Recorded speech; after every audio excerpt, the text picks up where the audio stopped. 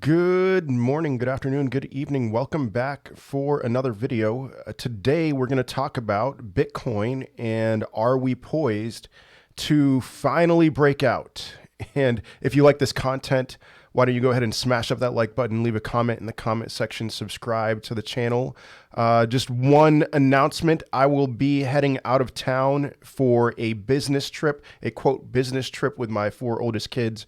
We're going to go to a bunch of Rural Kings and buy some leftover Christmas toys and sell them on Amazon eventually. And so probably not going to be around tomorrow, but yeah, check in on Monday. I'll be back on Monday. Happy Martin Luther King Day to all of you. So anyway, let's go ahead and dive right on into this. So Bitcoin looked like it was going to break out. It got up to $44,400 and then it dumped a little bit. And so not only did crypto dump, but the stock market dumped as well. And so I don't know. I haven't looked into what the cause of that was. It's kind of like, whatever, brush off our shoulders. Let's climb back up. But why am I bullish? Why am I bullish on Bitcoin right now? Well, am I bullish? I mean, yeah, sure. I'm more bullish than bearish. I am not officially a bull until we get above the bull market support band, which, EMA, 21 weekly EMAs at, around $50,000 and the 20-week simple moving average is high 52s. Get above that, hold it as support. I think, I'll be ready to be a bull again.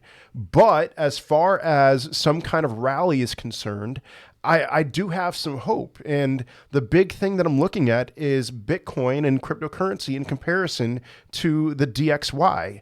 And so this tells us a story. The DXY right here tells us a story because here's the deal. DXY, US dollar index. Why, if we're seeing inflation, we're seeing these super high CPI numbers, why is Bitcoin not reacting well to that? There's this question going around Twitter. People are actually asking this question right now. Guys, is Bitcoin really a hedge against inflation? Are you sure about that? Is it really, if we see inflation go up, should we really trust that Bitcoin is a good hedge against it? And it's silly. Yeah, the answer is yes. Bitcoin is a hedge against inflation, but there are lots of different variables to take into mind. And then what's the time frame? If we're going to see runaway inflation, then Bitcoin is an amazing hedge against inflation. But if we're going to see high inflation numbers out of nowhere, you better believe that the Fed is going to react a certain way and they're going to try to do things to strengthen the dollar. Because they want to create this facade that there's only 2% 2% inflation on an annual basis. And I guess they've pulled the wool over some people's eyes. I've never believed that. But anyway, let's look at the story. And here's the DXY, and it's pretty simple to understand. I mean, when was that? May, the DXY bottomed out, had a bottoming out in early 2021. It bottomed out, and then it started rallying. But here's the big thing I want to point out is on November 10th, that was a key day. What day was that? That was the day that CPI was reported as 6.2. And that was also the day that Bitcoin hit its all-time high of $69,000. But what did it do? It went up to $69,000, couldn't hold it, went right back down. It was a famous BART pattern. And, unfortunately, that's how it worked out. December 10th, the same thing happened where we saw a high CPI report, and Bitcoin rallied up to $50,000, couldn't hold it, went right back down. And so here's what happened on the day. And shouldn't this be contrary to what we think normally happens? On that day that those unexpectedly high CPI numbers came in November, the DXY rallied like crazy. It rallied from under 94 to almost 97. And so what was the smart money? I don't know, we know what you want to call it. The smart money, what were people doing? I mean, they logically, they were able to see this. They saw a fear with these high CPI numbers that the Fed was going to tighten. And that's exactly what happened. And so because of that, in anticipation of upcoming tightening, the dollar rallied. Because, people went risk off. That's the big thing. They saw that and they sold. And what do you do when you sell? You can essentially, all you're doing is converting a stock or an asset that you're holding to dollars. So they sold and the DXY went up. The dollar strengthened. And so it remained in this channel here for a period of 2 months. But then yesterday, we saw high CPI numbers again, and it dumped. And it will continue to dump. I believe that this is going to happen, that we're going to go back down to these levels, maybe even lower, maybe much lower. Maybe unprecedented. I mean, for the last several years at least, maybe unprecedented levels is where the dollar's going from here. Because right now, all we have, so, in November, there was the fear that the Fed was going to tighten. Now there's no fear that the Fed is going to tighten because they've already announced what they're going to do. What are they going to do seeing a CPI score of 7? Are they going to be like, well, we're going to tighten even more? No. They're going to respond and say, well, we already have things in place to get this under control. And that's their response. That's their logical response right now is, well, we haven't actually done any tightening yet. So of course CPI is going to be high. But here's the reaction. This is a measure of the reaction of people.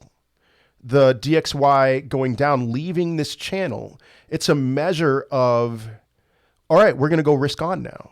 We are going to put our money in the stock market. We're going to put our money into crypto. We're going to put it into investments. And the dollar is going to get weaker as a result. And so what happens next month when high CPI numbers are reported again? Well, the Fed is not going to respond in any way to be like, yeah, we're going to tighten even more. They're going to go according to plan that they've already had, and the DXY is going to go even lower. And these are the conditions, because Bitcoin does react as the DXY is going down. Bitcoin will in general go up as the DXY is going up. Bitcoin will in general go down. I mean, that's not a hard and tight rule, but the Bitcoin will perform better, and all other cryptocurrency assets will perform better as the DXY is going down. And so this is a sign that people are going risk on, that they're putting their cash that they had on the sidelines starting on November 10th, they're putting it back into the market. And so what does that mean for Bitcoin? What does that mean for crypto? I think that means that we could have another leg up here. And it's a matter of when, I'm not saying that it's going to happen today or tomorrow, or it's going to happen even within a week, but over the next couple months, I would say that it makes logical sense to be bullish. So however this plays out, I've talked a lot about, I just think that there's a minefield. We have the 200-day simple moving average. We have the 50-week simple moving average. We have the 21 weekly EMA, the 20-week simple moving average as well. These are all going to be levels of resistance. They just are. And then if I were to draw a fib chart from the $69,000 peak to that $39,000 bottom, I mean, we see several other signs here, several other things that are going to be barriers. The 0.5 at 54,253, the 0.618 at about $58,000. The 702 is probably going to be the biggest barrier. And so we have a lot of work to do here. We have a lot of work to see if we can break through these things. And I think what's going to happen is that we're going to be met by heavy resistance at some of these levels here, go back down into the 40s before we make our next leg up. But as far as a crash is concerned, and I'm not just talking about a cryptocurrency crash or a stock crash, this is a good sign. People are going risk on. And so it seems very likely to me between the two that we would see another leg up in the stock market and in the crypto market over the first half of this year. I'm not promising new all-time highs. I'm not promising six-figure Bitcoin. But as far as generally, I do think that we should be more bullish than bearish right now at this moment. So however that plays out on a day-to-day time frame, we could certainly go lower. But I would say on a larger scale, this is generally how it plays out when they raise rates. Believe it or not, 10 out of the last 13 times when the Fed has decided to raise rates, stocks rallied for about 7 months after they initially decided to raise rates. So I would expect something similar to happen this time around as well. And I know a lot of people are talking about there's going to be a crash. in 2022. They guarantee it. And I've been around long enough. When I got into to economics and investing in 2010, the big thing that I was constantly saying over and over again is any day now, any week now, any month now, there's going to be a massive crash. And it hasn't happened yet because the United States government still has, bullets in their revolver to keep this house of cards standing. I don't know how much that analogy quite works out, but they still have guns in the chamber. They still have ammunition to keep this house of cards standing. And if anything, I mean, what happens? Think about what is a crash, okay? What is a crash? And I'm going to be done, and then I'm going to get ready for my weekend. But what's a crash? A stock market crash is essentially people fleeing from their investments and turning to the US dollar. And we're talking about an existence right now, an unprecedented time where the US dollar is not quite this safe haven anymore, where it doesn't make as much sense for people to flee to the US dollar. So what are they going to do instead? I would say if it's between one of two things, a meltdown, a crash where stocks, crypto, everything crashes, or a melt up, where it's like, well, I'm terrified of the dollar and I'm going to just flee out of the dollar and put it into any kind of thing that will hold its value. I would actually say that it's more likely that there will be a melt up instead of a meltdown. However that plays itself out over the next several months or years, who knows? I mean, day to day, we're probably not going to see much, but, and I'm not even saying that there's going to be a melt up. All I'm saying is that all these people calling for a crash, I don't think that you've really thought this through all that much. And I understand you're learning more about the kind of economic policies that cryptocurrency enthusiasts believe, and I welcome you with open arms to that. But you really need to think this through a little bit more, because the dollar is looking very sus right now. Sorry, I'm 40 years old using that kind of slang. But anyway, that is all I have for today. I hope you have a wonderful day, wonderful rest of your week, and that you are safe out there with the Omicron and safe with your money and your investments, and that you always approach this from a position of strength. But otherwise, I hope you have a great day. And I already said that, so I will say peace.